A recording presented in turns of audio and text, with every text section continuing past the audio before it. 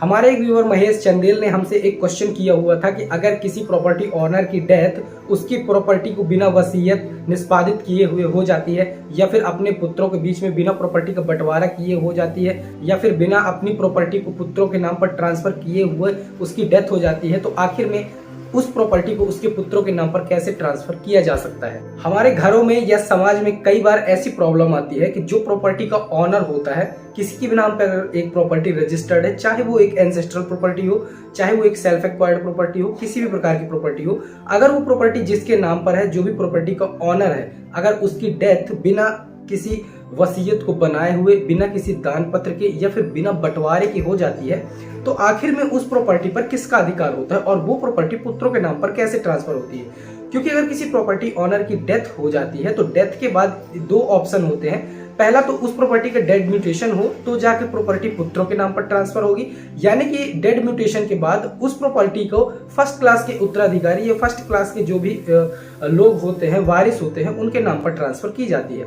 First class के उत्तराधिकारियों की बात करें तो फर्स्ट क्लास के उत्तराधिकारी कौन होते हैं, और प्रॉपर्टी अगर किसी ऑनर की या फिर प्रॉपर्टी ऑनर की डेथ बिना किसी विल के या फिर बिना किसी दान पत्र के या फिर बिना किसी डीड के निष्पादित किए हुए मृत्यु हो जाती है, तो आखिर उस प्रॉपर्टी पर किसका अधिकार होता है और वो प्रॉपर्टी में रियल मायने में कैसे उसके फर्स्ट क्लास के उत्तराधिकारियों के नाम पर ट्रांसफर होती है, इसका कंप्लीट प्रोसेस क्या होता है, आज की इस वीडियो पे जानेंगे।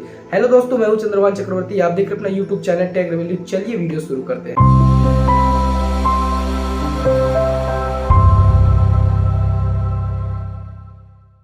सबसे पहले तो बात करते हैं कि प्रॉपर्टी किन किन माध्यम से एक आदमी से दूसरे आदमी के नाम पर स्वाधिकार में रूपांतरित की जा सकती है, ट्रांसफर की जा सकती है।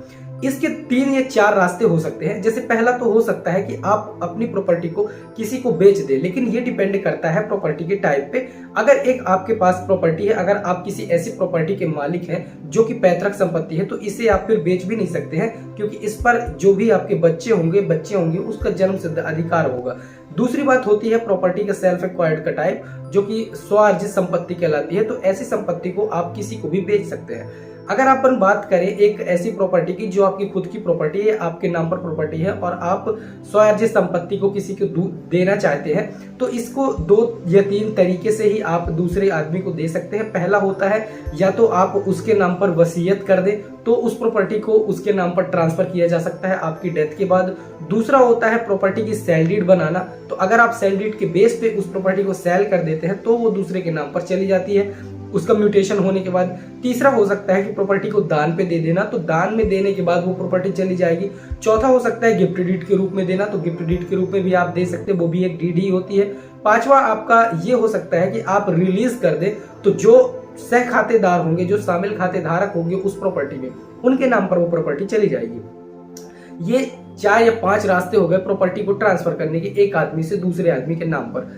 इसके बाद बात आती है कि जैसे एक कोई प्रॉपर्टी ओनर है, वो प्रॉपर्टी ओनर की डेथ हो जाती है बिना किसी वसीयत के, बिना किसी दान पत्र के, बिना किसी सेल डीड के, अपने बच्चों के नाम पर ट्रांसफर किए हुए बिना उस प्रॉपर्टी ओनर की डेथ हो जाती है, तो वो प्रॉपर्टी उसके बच्चों को कैसे ट्रांसफर की जाती है। इसके लिए तो सबसे पहले जो रूल होता है वो ये होता है कि अगर कोई प्रॉपर्टी ओनर है तो वो अपने जीते जी अगर प्रॉपर्टी का पार्टीशन करा दे अपने बच्चों के बीच में, अपनी बीवी के बीच में, तो प्रॉपर्टी उनके नाम पर चली जाएगी। या फिर अगर वो मरने से पहले कोई ऐसी विल पास कर दे, कोई ऐसी वसीयत बना दे कि मेरी मृत्यु के बाद इस प्रॉपर्टी को मेरे जो भी फर्स्ट क्लास के उत्तराधिकारी। अब देखिए यहाँ पर थोड़ा सा मैं समझाना चाहूंगा, फर्स्ट क्लास के उत्तराधिकारी किसे कहते हैं। फर्स्ट क्लास के उत्तराधिकारी ऐसे वैलिड उत्तराधिकारी होते हैं आपके, जो कि आपसे डायरेक्ट अटैच्ड होते हैं, जैसे कि कहला गए आपके पुत्र, आपकी पत्नी और आपकी बेटी, ये आपके फर्स्ट क्लास के उत्तराधिकारी कहलाते हैं। अगर किसी ऑनर की पुत्र, पुत्री या फिर पत्नी नहीं है, तो फिर उसके जो सेकंड क्लास के उत्तराधिकारी कहलाएंगे वो उसके भाई कहलाएंगे।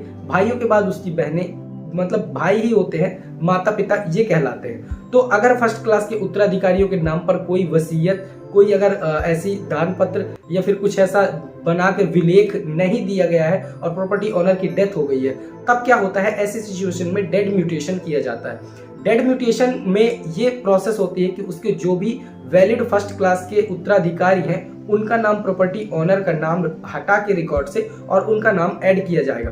फर्स्ट क्लास के उत्तराधिकारियों में उसके जितने भी पुत्र हैं उन सभी का नाम, उसकी पत्नी का नाम, उसकी पुत्रियों का नाम, सभी का नाम प्रॉपर्टी में उस प्रॉपर्टी ओनर का नाम हटा के ऐड किया जाएगा। ये पहली प्रोसेस होती है।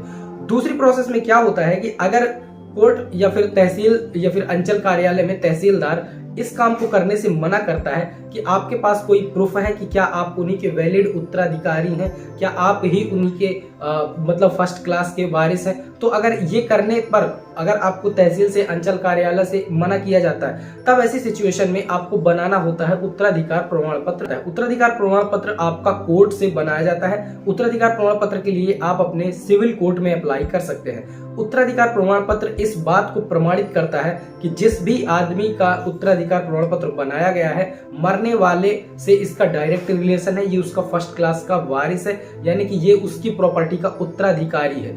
जैसे कि सपोज करिए एक आदमी की डेथ हो जाती है, डेथ होने के बाद उस आदमी ने अपनी डेड म्यूटेशन के लिए अप्लाई किया अपने तहसील ऑफिस में। तहसील ऑफिस में अप्लाई करने के बाद तहसीलदार से ये डिमांड की जाती है कि आप इस चीज को प्रूफ करें कि आप इनके फर्स्ट क्लास के उत्तराधिकारी हैं या फिर आपको वैलिड उत्तराधिकारी। तो इसके लिए आपको कोर्ट में एप्लीकेशन करना होगा। कोर्ट में एप्लीकेशन करने के बाद वहां से एक इस्तेहार निकाला जाता है उस गांव में पूरे पेपर में, और इस्तेहार में ये चीज वर्णित होती है कि इस आदमी ने इस प्रॉपर्टी के लिए इस आदमी के नाम पर उत्तराधिकारी प्रमाण पत्र जारी करने का आवेदन सिविल कोर्ट में पेश किया है। अगर इससे रिलेटेड किसी को कोई प्रॉब्लम हो तो वो इसमें ऑब्जेक्शन भी ले सकता है। जैसे कि कई बार ऐसा हो सकता है कि सपोज करिए एक आदमी की डेथ हो गई, लेकिन उसके पुत्रों द्वारा सक्सेशन लेटर या फिर उत्तराधिकार प्रमाण पत्र के लिए अप्लाई नहीं किया जा रहा है, जबकि दूसरे के लिए दूसरे के द्वारा अप्लाई किया जाता है फर्जी तरीके से।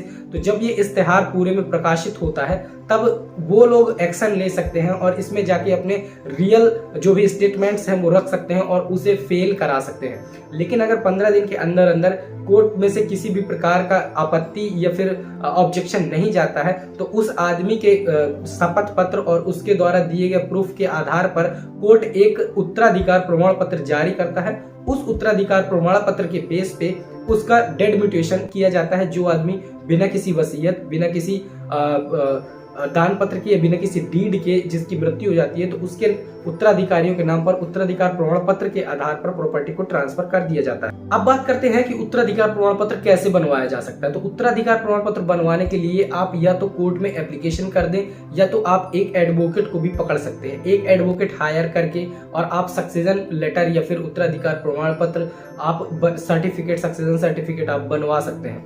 तो इसके लिए आपको या तो सेल्फ से प्रोसेस कर सकते हैं या तो फिर एक अनुभवी एडवोकेट को आप ले लें तो ज्यादा आसानी होती है।